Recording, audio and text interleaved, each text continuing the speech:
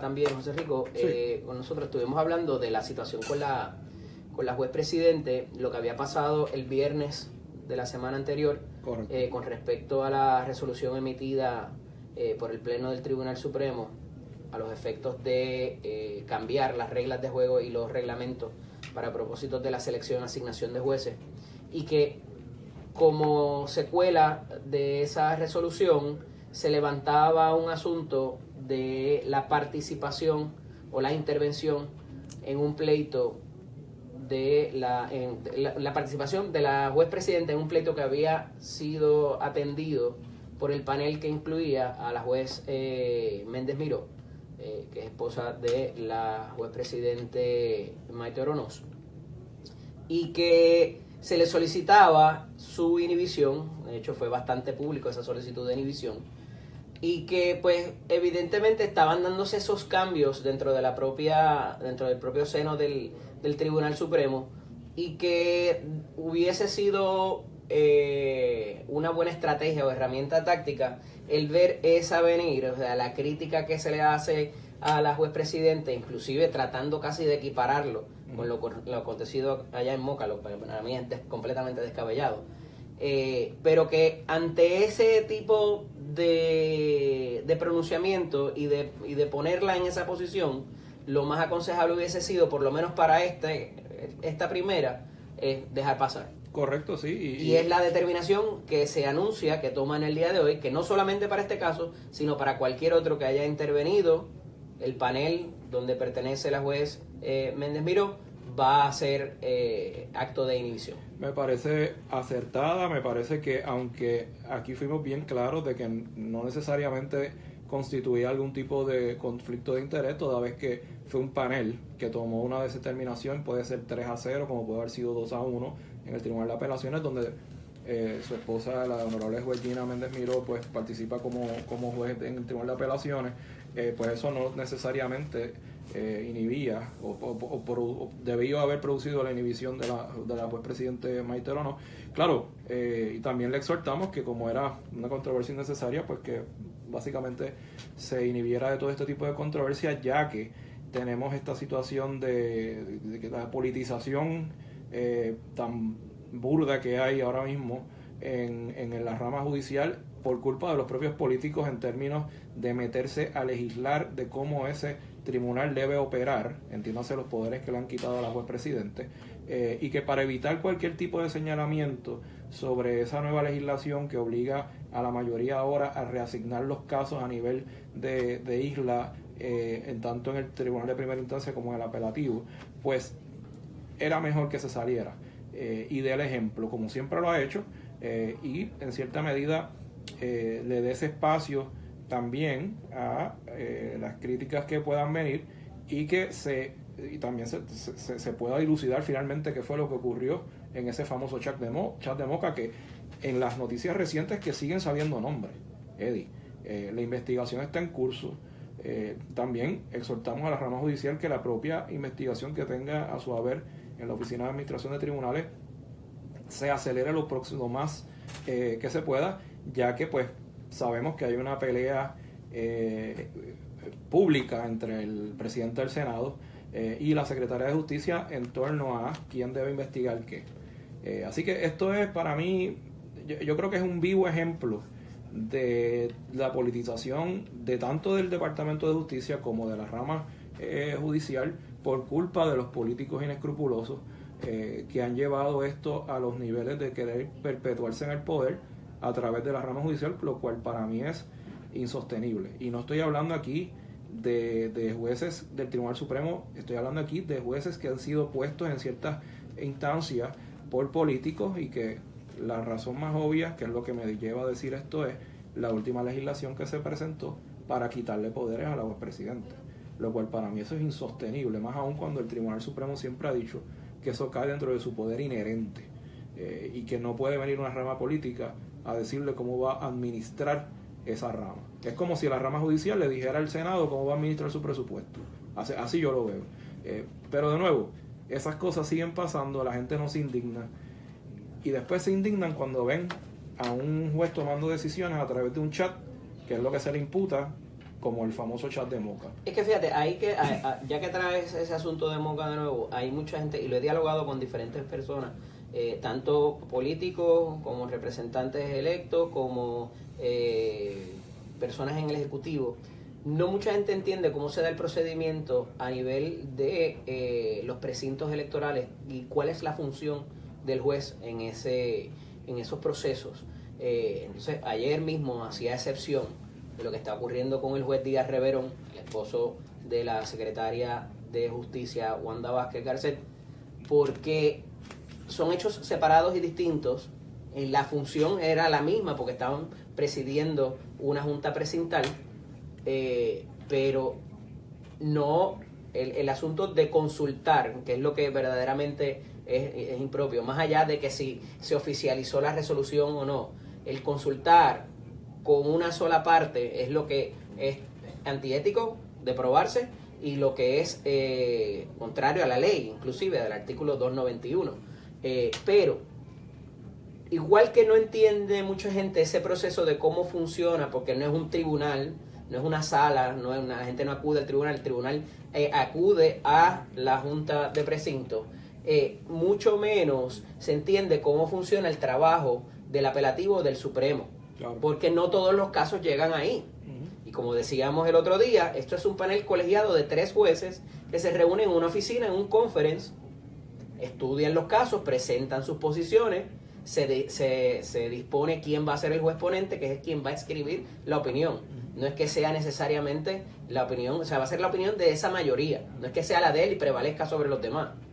Es que es el juez que presenta y escribe. Y tanto en el apelativo, claro, como en el Supremo funciona de esa manera. Porque fíjate qué distinto es al juez de instancia, que está solo allá, a veces tiene jurado, pero de ordinario él es el que decide, él es el que escribe y por ahí es que te va. Que puedes apelar su determinación. Sí, pero tú apelas a ese panel colegiado. Y eso mucha gente no lo entiende. Y cuando traes este asunto de apariencia, de que como ellas dos a lo mejor hablan del caso, ¿verdad? Existe la potencialidad, pero es que el sistema tiene unos filtros, claro, para que eso no ocurra. Y cada juez ponente, y particular en apelación, en apelativo y en Supremo. Claro, y el juez que preside ese panel va a emitir una opinión.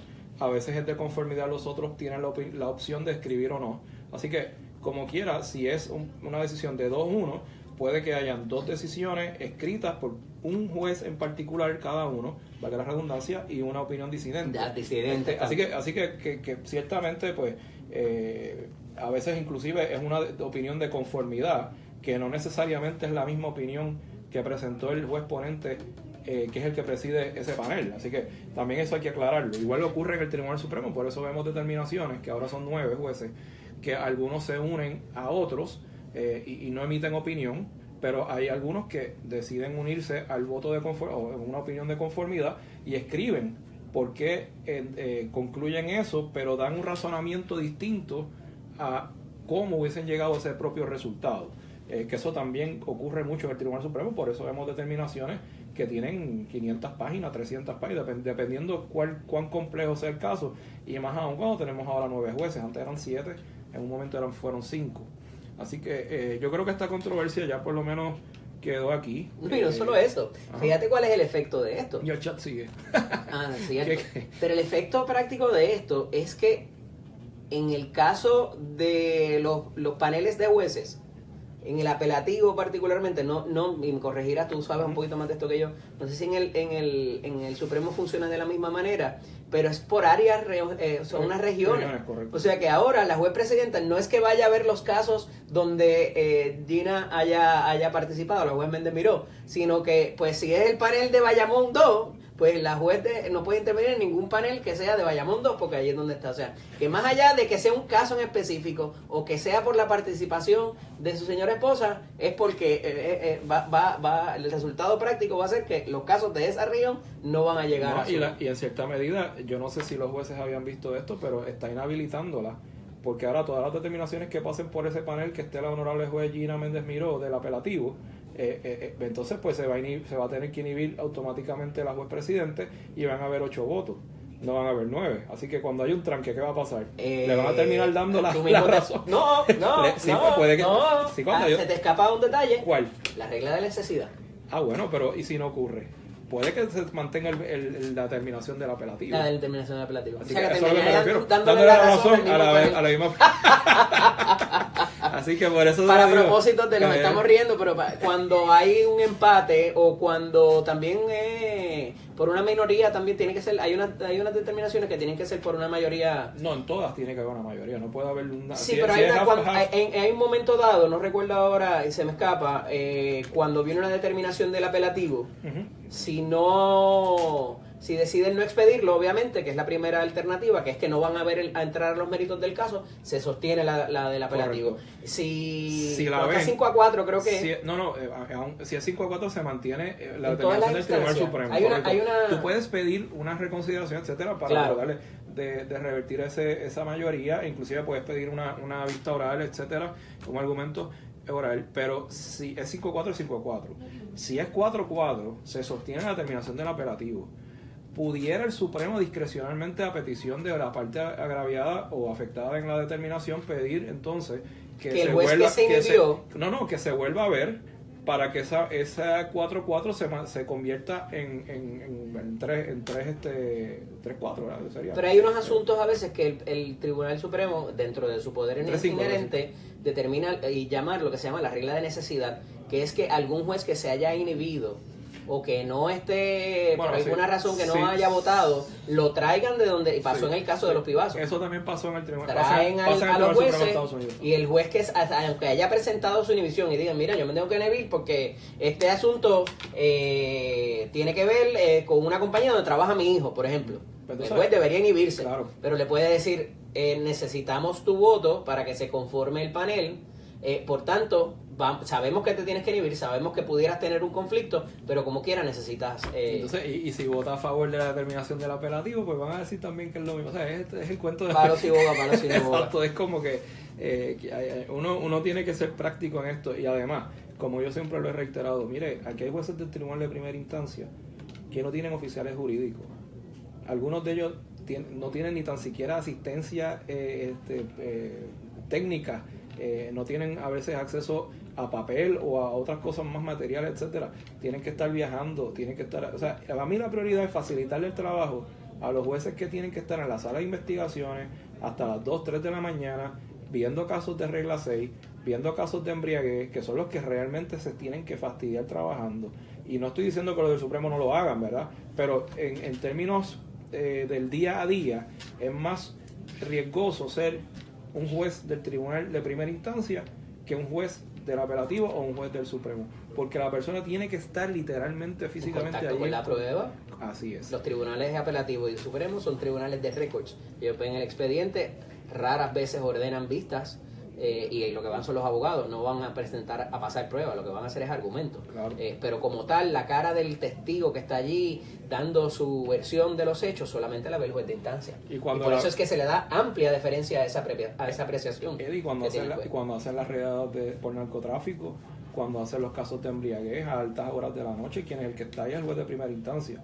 ¿Okay? Así que mi prioridad, mire, por favor, rama judicial, y ahora que la está administrando el pleno en vez de la juez presidente, pues si tienen ahora la oportunidad de hacerse sentir como que están haciendo las cosas correctamente y destinar los recursos limitados que tiene la rama judicial a los tribunales de primera instancia para que puedan operar y no tengamos casos que lleven pendiente a sentencia en los casos civiles 3, 4, 5 años. Y los casos criminales se vean antes de 6 meses cuando el individuo está sumariado también. Creo que mandaron a Pancho a poner el disclaimer de nuevo, que la emisora no se solidariza con las expresiones vertidas. No, pero esto es una crítica constructiva, obviamente, lo hacemos porque nosotros somos funcionarios del tribunal, tenemos toda la responsabilidad y los mismos cánones obligan a que uno trate del mejoramiento de la profesión. Mira, hay un asunto que hemos ido mirando de cerca también y que ha tomado unos giros muy desacertados. Y me refiero al caso del alcalde de Vieques, Víctor Emery, quien fuera suspendido de empleo y sueldo por el panel del fiscal especial independiente por razón de una serie de señalamientos y alegados hallazgos que se hacen de sus propios allegados o de sus propios colaboradores, ¿verdad? En la asamblea municipal, y el presidente de la Asamblea Municipal en particular, y que con eso no solamente se le suspende de empleo y sueldo, sino que también se le destituye de sus posiciones en el Partido Popular Democrático, pero eso es otro cuarto de hora. Pero lo que, ¿verdad? La génesis de todo esto, como ya lo hemos hartas veces discutido, es que el alcalde no va a correr más. Se supone que apoyara al presidente de la Asamblea Municipal y decidió apoyar a la vicealcaldesa. Ah, no, ¿a quién iba a apoyar? No, parece que ya estaba cuadrado la cosa. Me imagino, pues con que él va a dejar con el presidente de la Asamblea Municipal y el alcalde de momento dijo. Y nada, empezaron a llegar unas cosas, hasta por Facebook hay cosas ahí, en la resolución que utiliza el panel de fiscal especial independiente para hacer la suspensión. Pero entra en funciones la vicealcaldesa, y estando en funciones la vicealcaldesa, que yo entiendo que sería de manera interina, porque tiene que haber algún tipo de procedimiento pronto, destituye a un empleado alegadamente de confianza. Casualmente y alegadamente, ese empleado es uno de los testigos en el caso del alcalde. Pues ¿A quién favorecía el alcalde? Por algo lo suspendí. ¿A quién favorecía el alcalde? Aparentemente no a era esa vicealcaldesa. Exacto. Y entonces se fulminó parece que al principal testigo. Wow. Obviamente aquí hay varias legislaciones que tienen que ver con este asunto. ¿Y la Constitución? Y las penalidades son sumamente severas. Ay, padre. Para alguien que tome represalia contra alguien que sea testigo de una alegada ilegalidad en el proceso, y que parece que se dieron cuenta rapidito y restituyen al empleado destituido, pero van más lejos. Parece que ella llegó y quiere limpiarse medio mundo allí. Dijo, pues déjame saber lo que sea el testigo para saber a quién puedo votar o no. O sea que va visto, o sea, los va a reunir en un salón y va a decir, mire, usted fue al... Pues, show of hands, levanten las manos quiénes son testigos en el caso contra el alcalde para saber si los puedo votar o no. Ese es un clásico ejemplo de un whistleblower. El whistleblower discrimination el triple daño, represalia. Hay legislación federal y estatal aplicable a este caso. Yo incidentalmente, por razones de la vida, pues, tuve que trabajar en el Departamento de Justicia en litigios federales y tenía que ver este tipo de casos. Muchos de ellos eran por discriminación político intrapartido o ¿verdad? Entre intrapartidos, que partidos opuestos, o cuando es una persona que acude a alguna agencia de ley y orden o alguna entidad administrativa o alguna comisión legislativa inclusive a testificar sobre unos hechos que pudieran dar a pie a una investigación de delito, y entonces el patrono lo despide. Pues eso está prohibido por la primera enmienda de la Constitución y lo que se llama represalia. A nivel estatal existe la ley de whistleblower estatal, que es la ley 115, que provee triple daño, es decir, el daño más el doble, y los honorarios y costas de abogado, si se prueba que en efecto el despido fue por represalia. A nivel federal existe lo que es la sección 1983 de la Ley de Derechos Civiles Federal del año 63. Esta ley protege a todos los empleados públicos, inclusive, y a los ciudadanos frente al Estado que sean, en este caso, disciplinados o sancionados o que los despidan porque se enteran de algún tipo de delito o tienen algún conocimiento y se les cita por alguna autoridad, entiéndase la policía, el Departamento de Justicia, el gobierno federal, el IRS, todas las dependencias del gobierno, o también pudiera ser que el Senado está haciendo una investigación, como ocurrió en el Cerro Maravilla, etcétera, o como puede ocurrir en el chat de Moca, y entonces pues esa persona está protegida y no se le puede despedir o tomar una represalia.